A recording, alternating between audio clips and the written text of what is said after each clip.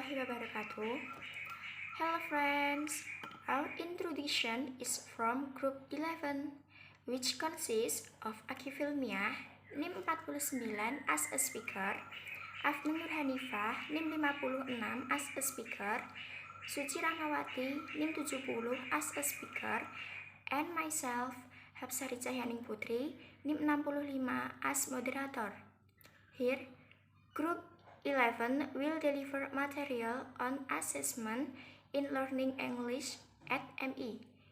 Before the presenter confused at material, it would be nice if they read Basmalah. Bismillahirrahmanirrahim. Next, time and place for the presenter to deliver the material. Please. Selanjutnya, pengertian penilaian atau asesmen adalah istilah umum yang mencakup semua metode yang bisa digunakan untuk menilai unjuk kerja individu atau kelompok peserta didik. Proses penilaian mencakup pengumpulan bukti yang menunjukkan pencapaian belajar peserta didik. Penilaian merupakan suatu pernyataan berdasarkan sejumlah fakta untuk menjelaskan karakteristik seseorang atau sesuatu. Penilaian mencakup semua proses pembelajaran. Oleh karena itu, kegiatan penilaian tidak terbatas pada karakteristik peserta didik saja, tetapi juga mencakup karakteristik metode pengajar kurikulum, fasilitas administrasi sekolah. Instrumen penilaian untuk peserta didik dapat berupa metode atau prosedur formal atau informal untuk menghasilkan informasi tentang peserta didik. Instrumen penilaian dapat berupa tes tertulis, tes lisan, lembar pengamatan, pedoman wawancara, tugas rumah, dan sebagainya. Penilaian juga diartikan sebagai kegiatan menafsirkan data, hasil mengukurkan atau kegiatan untuk memperoleh informasi tentang pencapaian kemajuan besar peserta didik. Selanjutnya saya akan menjelaskan mengenai tujuan dan fungsi penilaian. Tujuan penilaian atau evaluasi, segala sesuatu yang dilakukan pasti mempunyai tujuan dan fungsi yang akan dicapai. Pastinya semua aktivitas tidak ingin hasilnya sia-sia, begitupun dengan evaluasi. Ada tujuan dan fungsi yang ingin dicapai. Tujuan dari evaluasi penilaian yaitu ada 5. Yang pertama, memberikan informasi tentang kemajuan siswa dalam mencapai tujuan-tujuan belajar melalui berbagai kegiatan belajar. Yang kedua, memberikan informasi yang dapat digunakan untuk membina kegiatan-kegiatan belajar siswa lebih lanjut, baik keseluruhan maupun masing-masing individu. Yang ketiga, memberikan informasi yang dapat digunakan untuk mengetahui kemampuan siswa, menetapkan kesulitan-kesulitannya, dan menyarankan kegiatan-kegiatan remedial. Yang keempat, memberikan informasi yang dapat digunakan sebagai dasar untuk mendorong motivasi belajar siswa dengan cara mengenal kemajuannya sendiri dan merangsangnya untuk melakukan upaya perbaikan. Yang kelima, memberikan informasi tentang semua aspek tingkah laku siswa, sehingga guru dapat membantu perkembangannya menjadi warga masyarakat dan pribadi yang berkualitas.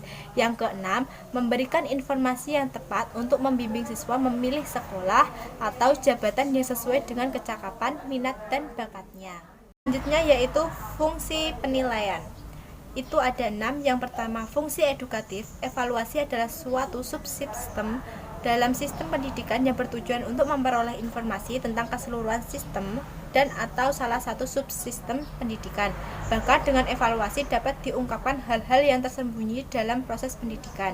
Yang kedua yaitu fungsi institusional.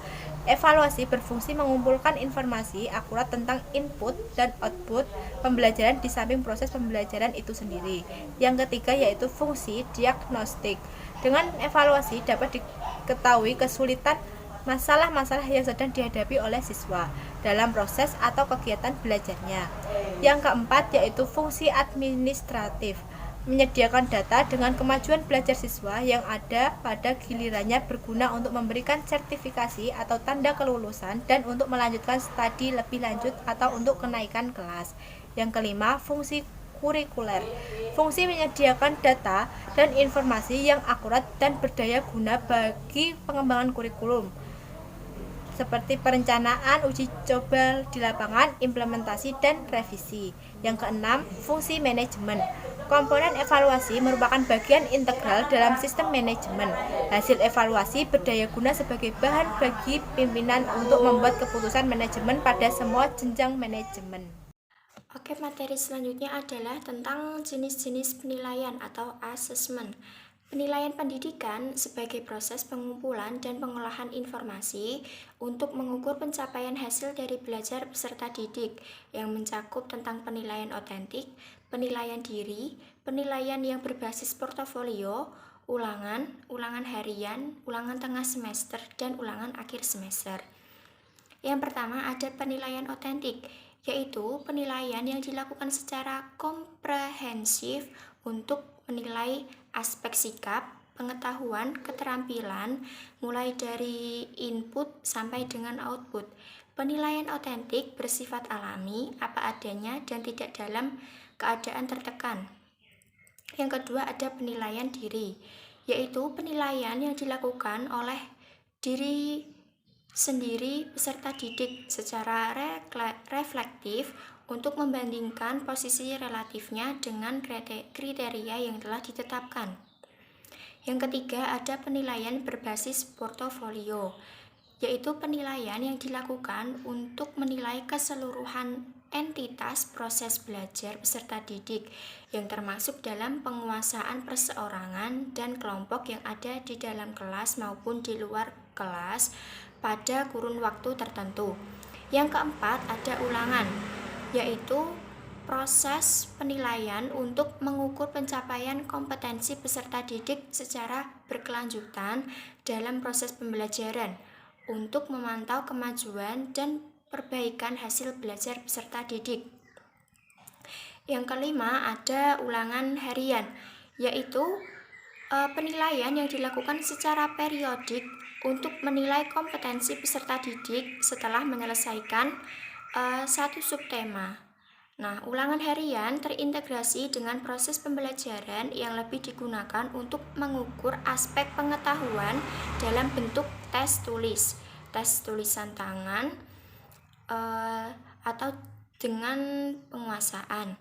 Nah, yang keenam ada ulangan tengah semester atau UTS, yaitu penilaian yang dilakukan untuk mengukur suatu pencapaian kompetensi peserta didik setelah melaksanakan 8-9 minggu kegiatan pembelajaran.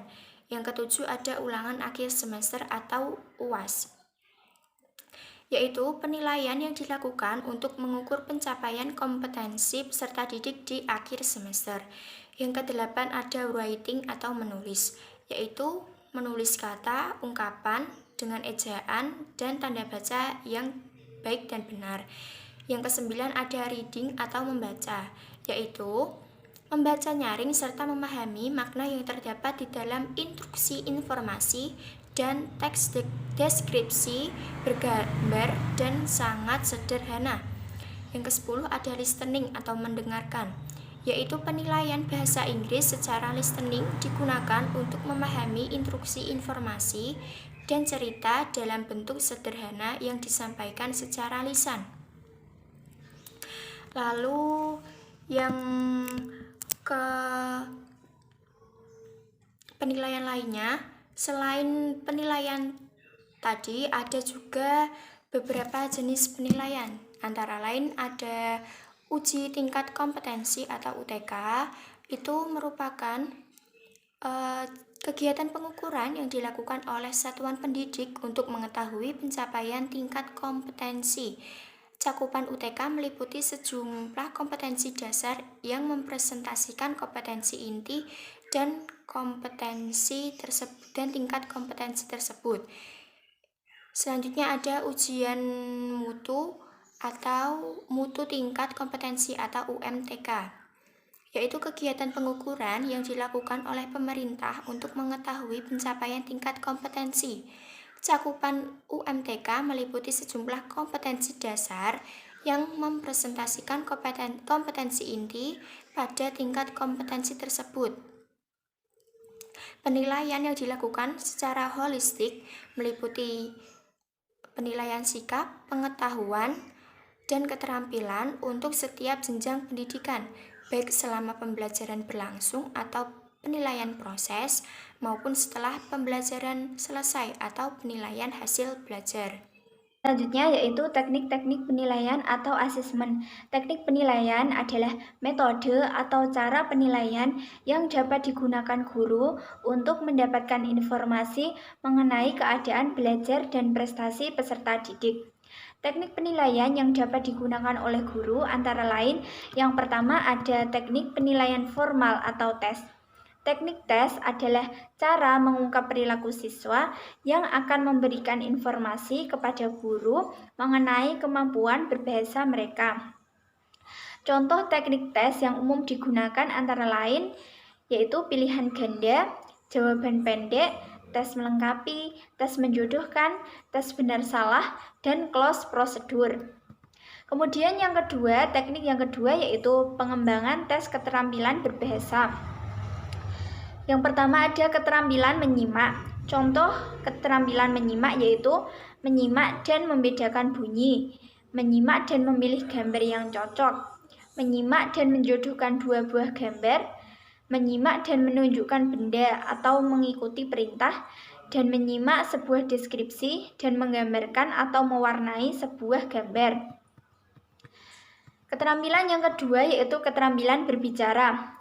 Untuk mengetes keterampilan berbicara, kegiatan yang dapat dilakukan diantaranya yaitu dan mengulang kata yang berirama dan mempunyai makna yang bersinonim atau berantonim, menyimak dan mengulang suatu yang benar, menyanyikan sebuah lagu, mengucapkan sebuah rima atau puisi yang dihafal, dan mengerjakan tugas secara berpasangan. Keterampilan yang ketiga yaitu keterampilan membaca. Keterampilan membaca dapat dites dengan aktivitas seperti membaca sebuah rima, puisi, atau bagian sebuah dialog secara nyaring. Keterampilan yang keempat yaitu keterampilan menulis. Keterampilan menulis dapat dites dengan aktivitas seperti menyusun kembali dan menyalin huruf untuk membentuk sebuah kata. Teknik penilaian yang ketiga yaitu teknik penilaian informal atau non-tes. Penilaian informal adalah penilaian yang didasarkan pada bukti-bukti yang dikumpulkan oleh siswa dan guru selama proses belajar mengajar untuk mengukur kemajuan siswa dalam mencapai sebuah tujuan pembelajaran. Setiap siswa hanya dibandingkan dengan pencapaian belajar mereka sebelumnya, seperti penilaian portofolio, unjuk kerja, penilaian diri, dan lain sebagainya. Itu tadi teknik-teknik penilaian yang bisa digunakan dalam pembelajaran bahasa Inggris. Untuk lebih jelasnya dan contohnya bisa dipelajari di makalah. Selanjutnya saya serahkan kepada moderator. That was the presenter of material from Group 11. More or less apologize for the magnitude. We end discussion by reading Hamdalah. Alhamdulillahirabbil alamin. That's all from our groups. Assalamualaikum warahmatullahi wabarakatuh.